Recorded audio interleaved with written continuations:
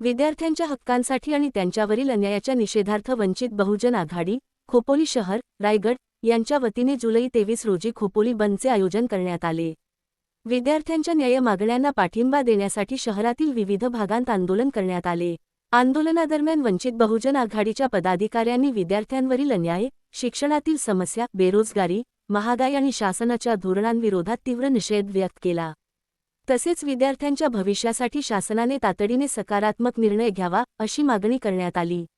या आंदोलनात रायगड जिल्हाध्यक्ष दीपक भाऊ गायकवाड, खोपोली शहराध्यक्ष सुमित भाऊ जाधव, मितालीताई वाघमारे, भगवान खंडागळे, किशोर भाऊ पानसरे, संतोष मर्चंडे यांच्यासह पदाधिकारी, कार्यकर्ते आणि नागरिक मोठ्या संख्येने सहभागी झाले। आघाडीच्या माध्यमातून जो महाराष्ट्र बंदची हाक दिली त्याला या रायगड जिल्ह्यामध्ये संपूर्ण तालुक्यांमध्ये आमचा उत्साहाचा प्रतिसाद मिळाला। मी स्वतः खोपोली शहरात राहतो। आज खोपोली शहरामध्ये संपूर्ण बाजारपेठ बंद आहे, संपूर्ण रिक्षा स्टँड इथली रिक्षा बंद आहे। एक चांगला उत्कृष्ट प्रतिसाद इथल्या जनतेने विद्यार्थ्यांच्या सन्मानार्थ दिलेला आहे आणि खरंच तर विद्यार्थ्यांचा आपण जर सन्मान करत असू तर त्या विद्यार्थ्यांच्या सन्मानार्थ आपण राजकीय पक्ष बाजूला ठेवू, सर्वच राजकीय पक्षाने या आंदोलनामध्ये सहभाग घेतला पाहिजे आणि लवकरात लवकर यांना न्याय कसा मिळेल आणि हे भ्रष्ट सरकार आपल्या आडपुरती पुण्यातून कसं भाजला जातील आणि जो हरामखोर त्या ठिकाणी शिक्षण मंत्री आहे धर्मेंद्र प्रधान त्याचा राजीनामा घेऊन आणि या सरकारपैकी संवेदनाशील आहे हे दाखवून दिलं तरच या सरकारला नीतिमत्ता उरलेली आहे असं आम्ही समजू। अन्यथा बाळासाहेबांनी महाराष्ट्रामध्ये ही हाक दिली की महाराष्ट्रामधून संपूर्ण देशामध्ये लवकरात लवकर पसरेल आणि या देशामध्ये एक मोठा उद्रेक तयार होईल आणि त्या उद्रेकाला सामोरं जाण्याची हिंमत या 56 इंची छातीमध्ये नाही आहे। त्यांनी लवकरात लवकर त्या आपल्या शिक्षण मंत्र्याचा राजीनामा द्यावा आणि हा प्रकार इथं थांबवावा, अन्यथा येणाऱ्या जे पण घडामोडी आहेत त्याला सर्वोच्च जबाबदार अप्रश्न सरकार असेल हे एवढंच मी या ठिकाणी नमूद करतो। आणि रायगड जिल्ह्याच्या वतीने या बंदचा आणि या बंदला ज्यांनी सहकार्य केलं त्या सगळ्यांना इथं या ठिकाणी आभार मानतो आणि पुन्हा एकदा या मनुवादी आणि भ्रष्टवादी भारत सरकारचं आणि त्याला सहकार्य करणाऱ्या महाराष्ट्र सरकारचं या ठिकाणी मी निषेध व्यक्त करतो। जय भीम, जय संविधान। विद्यार्थ्यांनी आत्महत्या केली आणि हे आंदोलन फक्त विद्यार्थ्यांसाठी कॉंग्रेस जी पार्टी आहे त्या पार्टीचं नेतृत्व कोण करतं हे महत्वाचं नाही।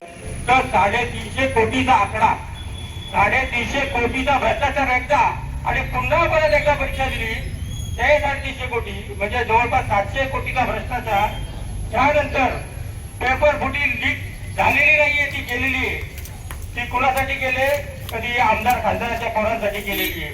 ही मोठ्या मोठ्या शेठची जे बसलेले व्यापारी त्यांच्याकडे कोट्यानी पैसा आहे आणि आपल्याकडे नाही, पण त्याच्याकडे कोट्यानी आहे, त्याच्याकडे 5-25 लाख रुपये काहीच नाही।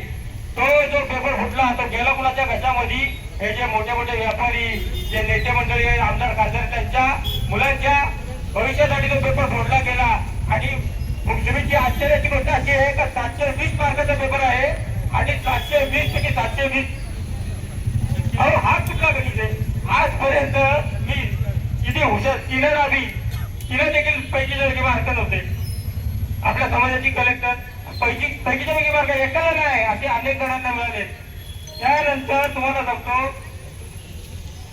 त्याच्यामध्ये 150 मार्क ग्रेस दिले जातात, 150 मार्क ग्रेस दिले जातात। ते कुणाला दिले गेले? ते त्याच्यामध्ये जवळपास 1500 मुलांना दिले गेले। ते 1500 मुलं सगळी यांचीच। आणि त्यानंतर तो पेपर फुटला त्या डिप्रेशन मध्ये। काही आता आमची कल्याणवाली बहीण आहे, तिच्या मुलीने जो पेपर दिलाय ती जवळपास 2 महिने टेन्शन मध्ये होती, पुन्हा पेपर दिला। परंतु 2 महिने टेन्शनची तयारी केली, मी 24 तास अभ्यास केलेला आहे, मी मेहनत केली, मी कुठं सुट्ट्यांना आता घरी आली तर समाजचा पेपर फुटला, पुन्हा मला तीच तयारी करायची। हे आपण म्हणजे कल्पना करणं कठीण आहे का कुठल्या प्रकारच्या डिप्रेशन विद्यार्थी गेले असतील। अशा घाणेरड्या कृत्य करणाऱ्या सत्ताधाऱ्यांना आणि त्या सत्ताधाऱ्यांना दुजोरा देणाऱ्या विरोधकांना त्याचप्रमाणे स्वतःला नेते मंडळी समजून अशा वेळी पाय काढून पळालेल्या ढुंगाला पाय लावून पळालेल्या सर्व नेते मंडळीच्या ठिकाणी मी रिपब्लिकन पक्षाच्या वतीने आणि मी एक पक्ष म्हणून नाही तर सर्व समाज म्हणून या ठिकाणी उभा आहे। का एक आंबेडकरी विचारधारेचा मुलगा कार्यकर्ता म्हणून या ठिकाणी उभा आहे, तर सर्वांचा निषेध करतो। आमचे कुटुंब प्रमुख मी कुठल्या पक्षात काम करतो ते महत्वाचं नाही, परंतु आमचे कुटुंब प्रमुख बाळासाहेब आंबेडकर आहेत. आमच्या समाजाचे पूर्ण कुटुंब प्रमुख आहेत ते.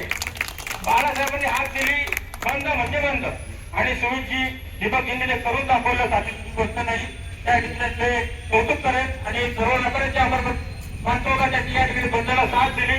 जर पुन्हा या गोष्टीचा काही निर्णय झाला नाही तर मला वाटतं हा बंद आपल्याला वाढवावा लागेल आणि हे निषेध मोर्चे आपल्याला दिल्लीपर्यंत घेऊन जावे लागतील. एवढं बोलून सांगतो. जय भीम.